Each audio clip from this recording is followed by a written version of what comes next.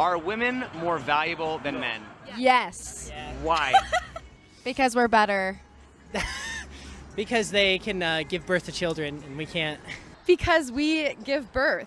And without women, you wouldn't be able to have kids. I mean, without men, you wouldn't be able to have kids technically. But like, who's going to raise them, you know? So if a woman can't have kids, does that mean she's less valuable? No. No. So what makes women more valuable even if they can't have kids? Because we're awesome, understanding, better communicators. I feel like we think logically, you know? They're nicer to look at in the end. I'll say that. Women have value, don't get me wrong, but like somewhere behind that valuable woman is a man instilling that value in her. Because a woman is soft. She's power, she's God. She's able to have a child, so you can give her the world, but it's not even big enough for her. Men aren't needed. Women can do everything that men can, but better. Masculinity is a pointless product of social construction that has no use in modern society anymore. If men disappear tomorrow, everything would be better. Society would flourish because women can do all the dangerous jobs. Women are smarter than men. Women are just better than men in more or less every way you can think of. This is the kind of BS that feminism has been pushing for the past few decades, and too many people drank the Kool-Aid without questioning it. But reality doesn't take prisoners. The truth will always come out eventually. And that's exactly what's happened recently with a series of studies looking into how children are affected by growing up in single mother households versus being raised by a single father. One of the most obvious lies of feminism has been that single mothers can raise children without any problems. In fact, some feminists have been arrogant enough to even say that the child might even be better off without the father in the picture. I'm a professional writer, and even I'm struggling to find the words to describe how destructive, toxic, naive, and inaccurate a statement this is.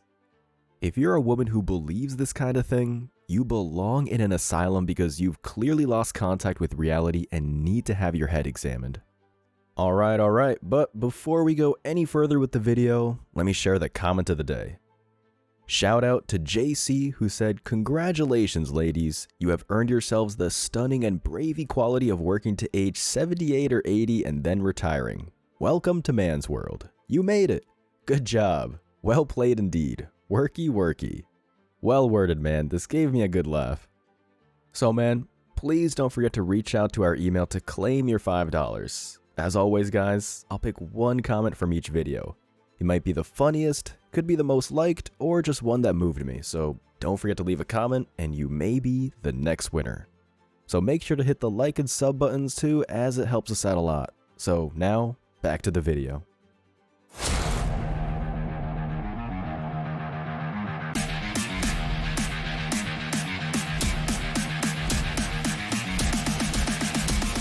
Embrace your masculinity.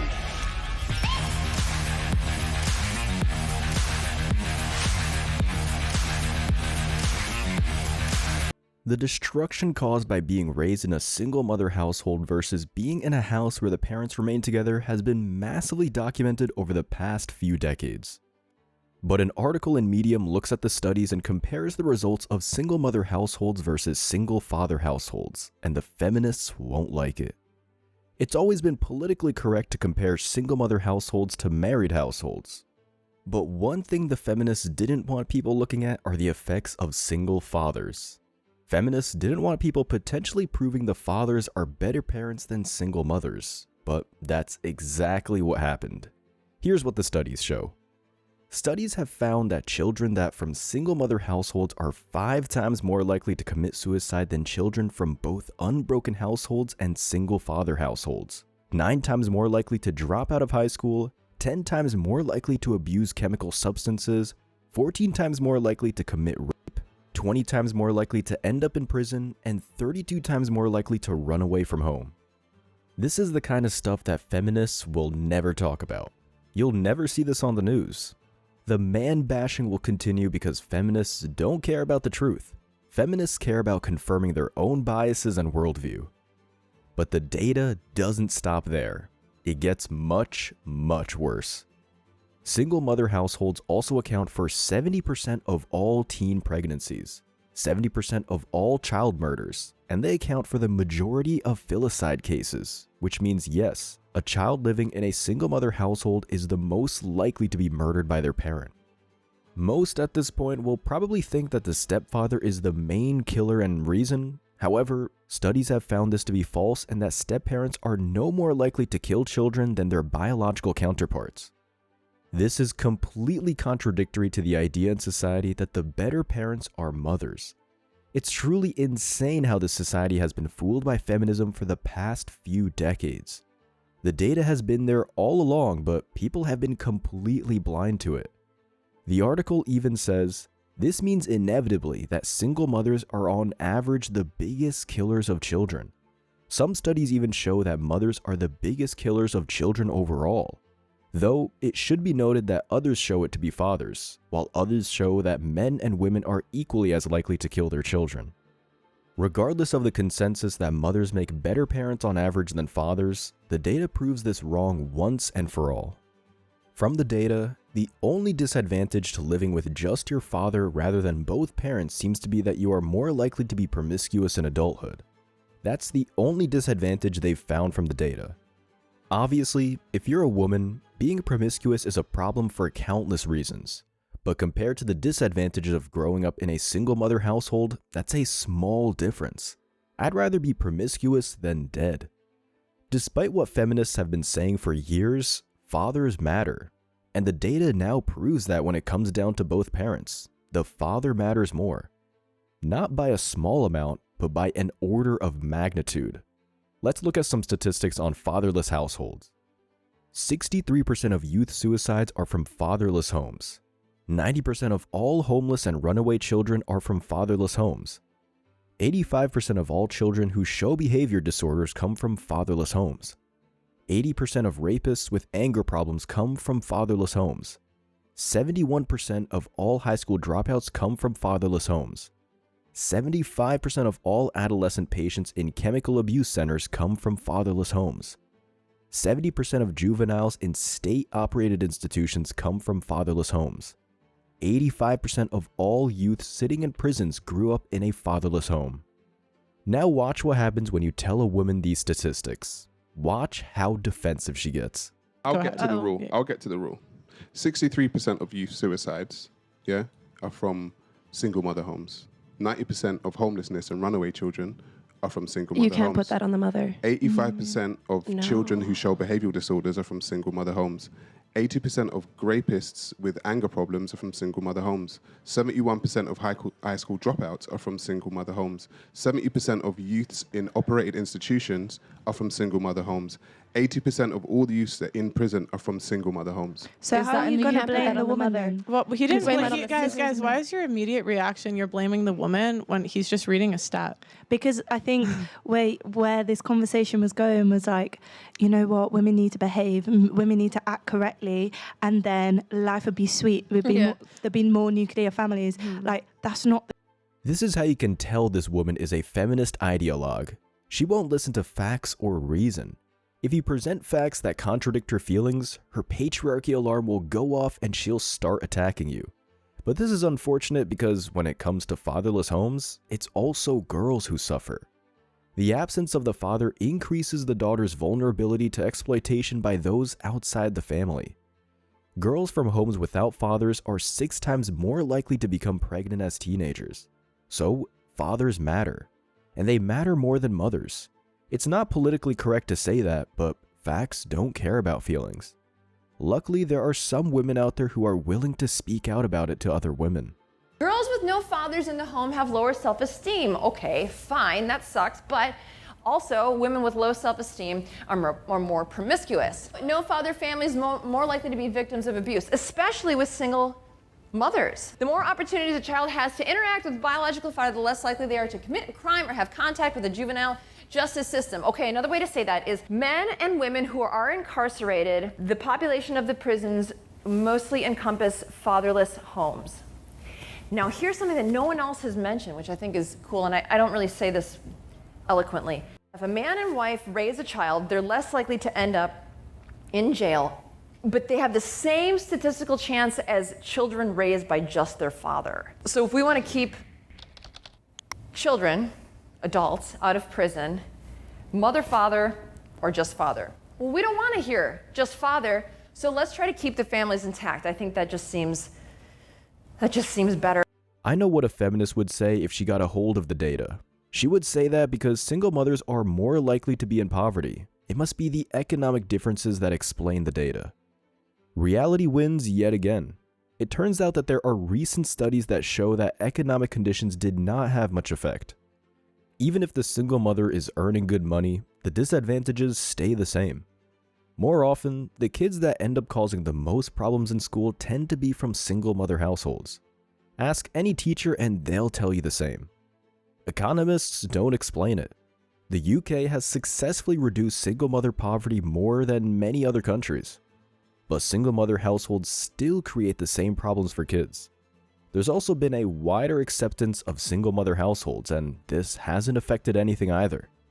Women have been pushed to become the most successful and financially stable people in society, but kids from single mother households still consistently do worse than those from married households and those from single fathers. They don't realize they're doing it, but they keep their daughters single and their sons weak, so they'll be their security plan.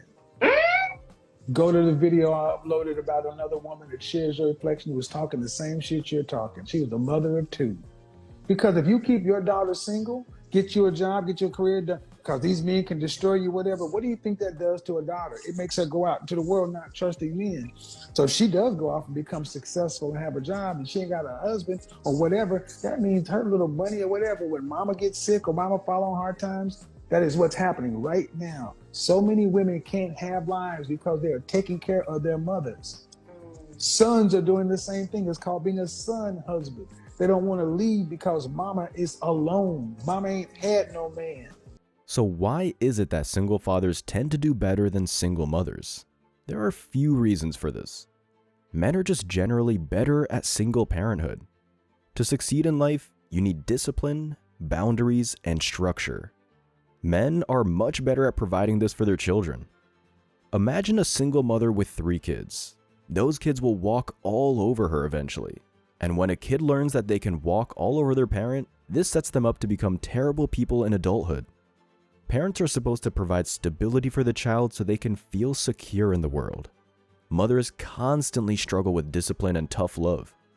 Fathers, on the other hand, are much better in this area. It's preferable to have the nurturing influence of the mother. But if it's a choice between the two, the structure, stability, and discipline of the father matters much more. And here's an important truth. A single father will find it much easier to fill his children's life with positive female influences than if a single mother were to try to do the same for a man. A single mother will find it hard to find men to fill the void left by the father, especially if that single mother has been convinced by feminism that men aren't needed. There are countless single mothers out there who've been brainwashed by feminism to try to raise children in order to prove that they can do it alone. Imagine struggling through the process of raising 1 or more children just so you can spite men and prove something. You'd have to be insane to do that. But this is what feminism has done to modern society. It's turned modern women into people who don't see reality clearly. This is where feminism is coming from. Kate Millett, she was an American feminist, author, and artist. She is the founder of the National Organization for Women. Her sister, Mallory, was invited to one of the first meetings that established the National Organization for Women. So this is a feminist group that has been around since the start of the feminist movement, and they basically pioneered the whole movement. And she opened the meeting with the following back and forth recitation. So this is how the beginning of the meeting went. "Why are we here today?" she asked. "To make revolution," they answered. "What kind of revolution?" "The cultural revolution." "How do we make cultural revolution?" "By destroying the American family." "How do we destroy the family?" "By destroying the American patriarch." "And how do we destroy the American patriarch?" "By taking away his power." "And how do we do that?" "By destroying monogamy." "And how do we destroy monogamy?" "By promoting promiscuity, eroticism, prostitution, and homosexuality." Come on. The truth is, if a man finds himself as a single father, he can easily find women to supply the feminine role for his child. Most teachers and therapists are female. His own mother can step in to some degree. And yes, women are far happier to take on a man with children than men are to take on a woman with children. Women even find men with children more attractive than those without. It shows he can provide and protect people. It shows he has emotional intelligence and is willing to take on responsibilities in his life. But this isn't the same for men. Most men don't want to start dating a woman with children, and the reasons for this are endless and justifiable. Here's another uncomfortable truth that feminists don't like to pay attention to. Women are far more likely to have mental health problems than men. Women are twice as likely to suffer depression and other stress-related mental health problems. When you think about this statistic, it becomes obvious that a single father is far more temperamentally equipped to deal with the difficult challenge of raising a child. A single mother suffering from depression will find it practically impossible to raise a child well. This is one of the reasons why fathers are better suited for the job. Now, when it comes to divorce and single parenthood, we need to talk about something: divorce courts. In this toxic feminist society, custody is overwhelmingly awarded to the women regardless of pretty much anything else. It does not matter if the man is a better parent. It doesn't matter if he provides a more stable environment for the child. Women are overwhelmingly selected to be the sole carer of that child. The most disgusting thing about this for me is the fact that all the data on single fathers I just mentioned hasn't changed the divorce court laws at all. For decades, single mothers have been chosen to take care of the kids even if the father was a better parent and more willing. And this is one of the many reasons why the data shows that single mothers are more likely to screw up their kids. The courts have been giving women some custody for decades, even if she's a terrible parent. And they've done this all because of her gender and the ridiculous notion that, by default, women are better parents. Toxic feminism infected the divorce courts a long time ago, and it shows. The new data on single fathers needs to work its way into the law. The divorce courts need to be changed as soon as possible, and single fathers need to be acknowledged as being the better option. But I'm not holding my breath. This will likely never happen. Society is creating a generation of single mothers. By encouraging women to be strong and independent, feminism is teaching them that single motherhood is a noble thing to aspire to. The dark truth of this is that feminism is completely avoiding the data and refusing to tell young women about the horrors of single motherhood. That's not the only screw-up of modern feminism. Single mothers are on the rise because the sexual empowerment movement has convinced women that it is perfectly okay to sleep around. The delusional standards of women mean that they won't even hook up with a guy who isn't in the top 10%. That means that women only hook up with chads, get pregnant from them, and have their children. We need to stop rewarding single mothers in this society. Divorcing a man is a great way to earn a lot of money in this society. We need to stop paying women to be single mothers and telling them that it's a good thing. We need to stop this ridiculous idea that fathers don't matter. We need to start telling the truth and holding feminism accountable to the lies it has perpetuated for decades. Only then can we expect things to change. In the meantime, hit the gym, grab your passport, build your wealth, and don't buy into the nonsense. Stay on your path, and let's become the best version of ourselves. As always, I wish you tremendous success. Now it's your turn. What do you think? Let me know your thoughts in the comment section below. Remember that if you leave the best comment, you'll get $5. Thank you so much for watching. If you found value in this video, hit the like and subscribe buttons, ring the notification bell so you don't miss out on future uploads, drop a comment, and share it. See you in the next video. Till next time.